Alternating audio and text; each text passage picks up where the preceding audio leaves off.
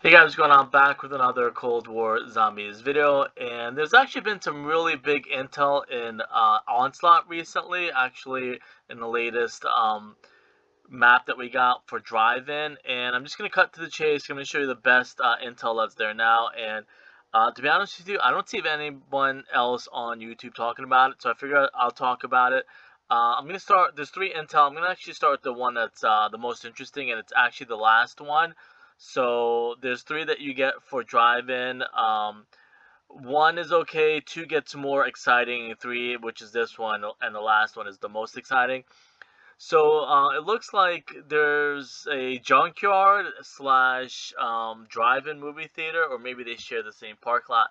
Don't know exactly, but um, or it used to be a junkyard and he turned it into a movie theater. I think that might be what they're going for.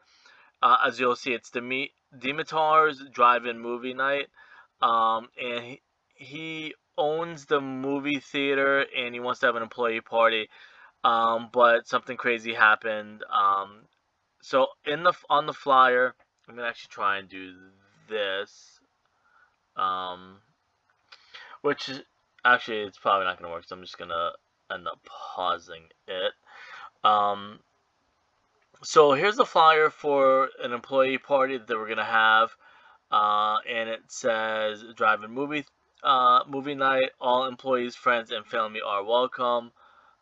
Food and drink will be provided, and it says in appreciation of your all your hard work. But something goes wrong, and I don't think they end up having the employee party. It was just a lot of craziness happened before March 8th because the employee party was supposed to happen on March 8th, or Friday, March. It doesn't say what day, does it? Friday, March. They probably have an error. Oh no. So Friday, March 8th, 5 p.m. till whenever. That just made it look like it said Friday, March 8 to 5 p.m. We all know that wouldn't make sense anyways. Or 8 a.m. to 5 p.m. But it's Friday, March 8th. It starts at 5 p.m. and it goes on until night. But it never happened because uh, some events happened, the outbreak and stuff like that. But this one is more interesting and exciting because there's a handwritten note that has nothing to do with the employee party because the employee party never happened. Everybody got killed before March 8th, anyways, I believe. So it says on the handwritten note, and you can't really see it in here because it's something that I streamed a few minutes ago from PlayStation. It's a little bit difficult to do it, capture it. Unless you're streaming it, is really the only way to capture it. Not like Xbox where you can just stream it straight to your PC and stuff like that. But that's a whole other story. But so on the handwritten note, it said it spoke to mom. She's trying to save me, meeting her soon. But his mom died, I think, a couple years ago from cancer, and it's the same thing that's been happening with the Forsaken and Valentina, and maybe in the dark ether, there's people pretending to be um, the Forsaken, or the Forsakens pretending to be people to kind of get them to lure them to the dark ether and free them from the dark ether. So the same thing's similarly happening in the drive-in where one of the employees heard a voice that sounds like to be his mom, saying that she's trying to save me, meeting her soon because I think he got trapped. He was the only one left. He got trapped in a room. He locked himself in a room, but the mom's voice started coming through the radio, and he, I guess, is trying to find the mom, or is going to try and do something to save the mom. I don't know if they're ever going to have new intel, maybe down the road. It sounds like they would because it's kind of left on a cliffhanger. So it said post it, and then there's a post-it note that says, "Was he tricked by the Forsaken?" Signed C, which I don't know who C is. Not Gregory Weaver, because in some of the intel it talks about Weaver. So I think it's pretty cool. See, it made me. This is a whole nother theory, I guess. If I'll put it that way, just for the sake of argument, but it's really not a theory. That um, I wonder now if it's making it more obvious, or hopefully, or tricking us, maybe like a red herring, because it's a movie theater and it's the last one for Cold War, that maybe it might confirm that Willard Wyler is the Forsaken, being it's a movie theater and stuff like that. And the beast from below and all the stuff on the map is what Lee Ross used for inspiration for IW Zombies. Hence the name, the beast from beyond. And there was a lot of theories back then when IW Zombies first came out, which I'm not going to dive into. You can just search that up on YouTube and listen to everyone's theories. Um, but it made me start thinking, like, is the Forsaken, Willard Wyler, or Willard Wyler the Forsaken? There's so many things going on. And is the Forsaken the same as the Accursed one? Because we still have Chernobog that's in the Dark Ether, maybe. I don't know if that's going to be saved for the next game. Or maybe this one, because there's so many Willard Wyler tie-ins to Cold War. Maybe they'll give us Willard Wyler for the Cold War as the Forsaken, and then maybe in Vanguard they'll give us Chernobog, which I don't know if that would make any sense, because then you would have to have played Cold War to know who Chernobog is and stuff like that. But it would make more sense if the Forsaken was somehow Willard Wyler, because so much Willard Wyler Easter eggs inside of Cold War. I mean, there is a Chernobog Easter egg, and then there's also Richtofen that might be in the Dark Ether, or maybe somebody from Primus. I don't know. There's so many other theories and stuff like that. So I just wanted to kind of show you that, and then I'm going to show you, that's the most interesting thing there. I'll show you what's leading up to that. You might not be interested. So this is the second intel. The one that you just saw was the last one, which was like the big reveal or whatever, how the employee got tricked. I guess he's going to go try and release his mom, who is really the Forsaken. So the Forsaken has more people other than Requiem and Omega that's trying to get him or her out of the Dark Ether. So this one, I'm going to read it really quickly. It's actually pretty exciting.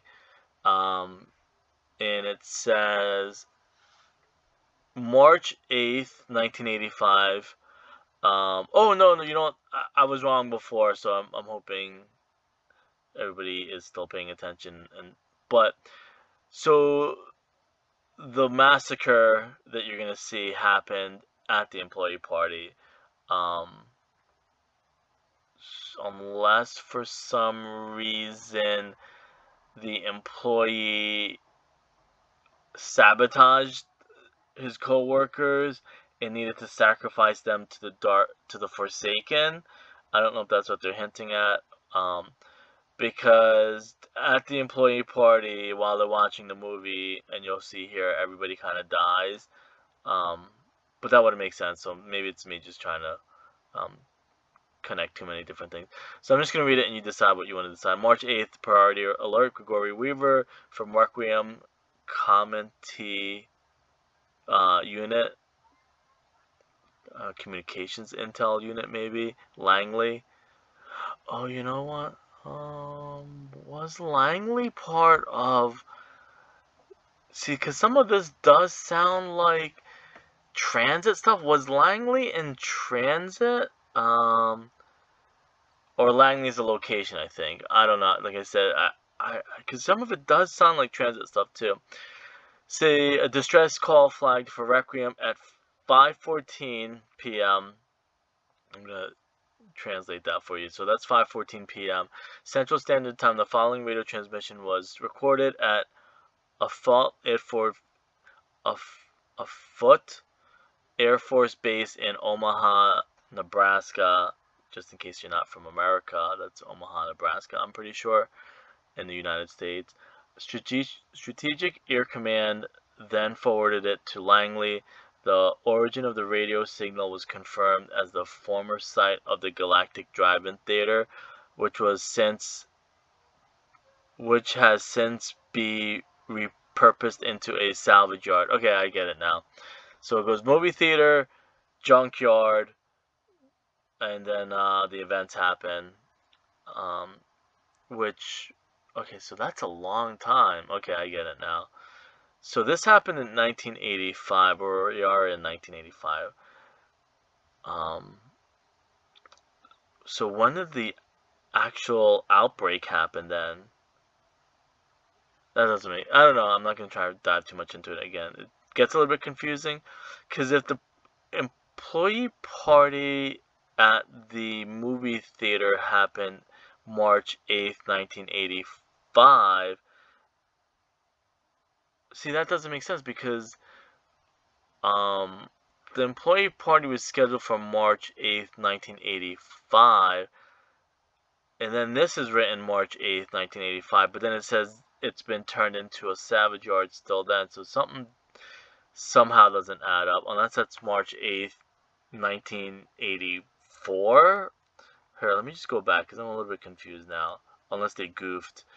So the employee party happened Friday, March 8th, um, at the drive-in movie theater, but how could that be written the same day as March 8th? So they might have goofed somehow, unless March 8th in a whole different year. Okay, so skip all that, because the times are a little bit iffy. So this is definitely March 8th, 1985.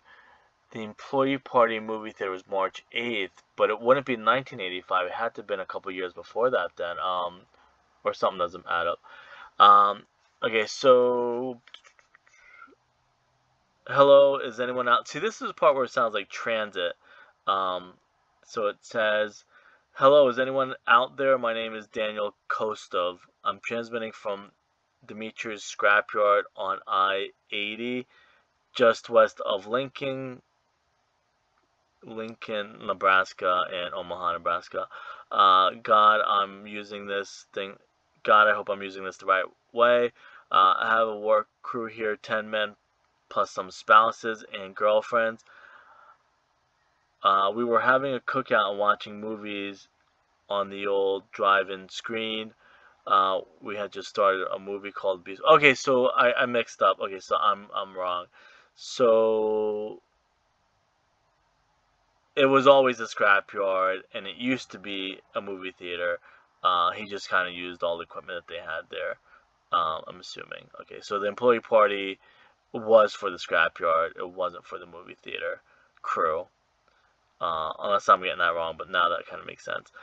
We just started a movie called The Beast from Below. When I heard a sound like a scream coming from all directions, something bright exploded in front of the screen, like a flare or pyrotechnics at a rock concert. At first, I thought it was Grosden pulling a prank. He wandered off last night and was missing all day. I even thought he got the others to play along when they started acting crazy, howling and moaning. And then they turned on the others who had been further back from that bright flash.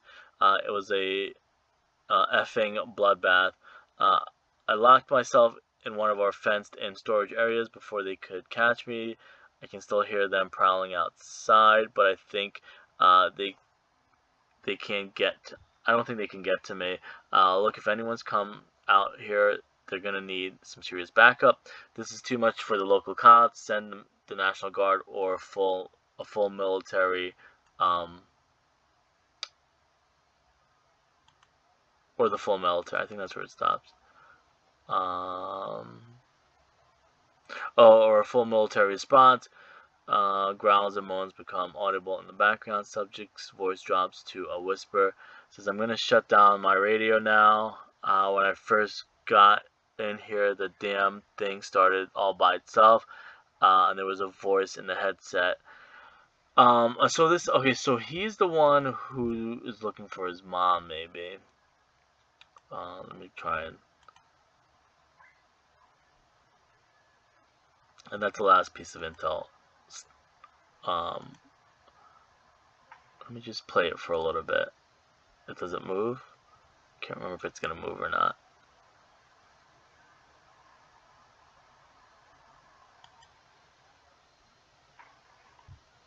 Okay, so here it is. I swear it sounded like my mom. She died of cancer last year. Somebody is seriously messing with us, and now my people are dead. Whatever this is, send help. So this guy is the one who wrote the note, Daniel Kostov, he thinks his mom is messaging him from the radio, but it's the Forsaken pulling a trick on him. He probably went to go get her, free her, or free the Forsaken. Let me go to the next piece of intel, and here's the first piece of intel, which maybe I probably should have read it in order, so I'm not so confused. Okay, so it's a scrapyard, March 5th, 1985.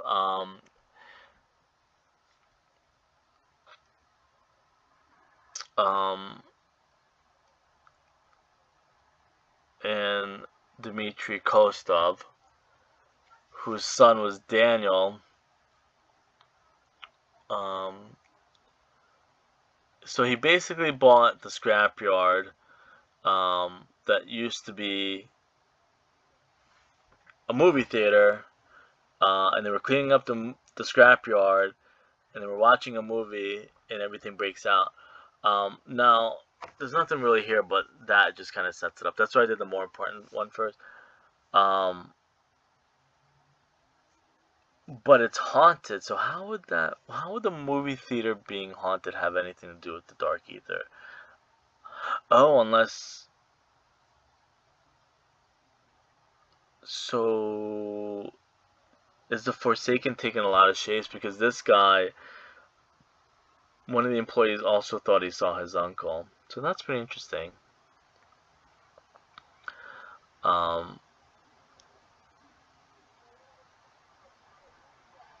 So I'm going to leave it with that. Like I said, the only other thing I wanted to point out is this sounded like the radios from TRANZIT and DriveIn. So I'm wondering if they're trying to say that, like, maybe it wasn't Maxis and Richtofen, or maybe at the time Richtofen and Maxis were equivalent to the Forsaken ones that were trapped in the ether or trapped on the moon, and letting them out was not a good thing, that Maxis and Richtofen were bad, or Primus or Ultimus were bad. In the same way, like Samantha with Origins and the moon. So are they trying to say, like, what happened in TRANZIT was similar to what is happening now in the Dark Ether? But that's the big $1,000,000 question that I got from this. Anyways, I'll leave it at that. I'll see you guys there.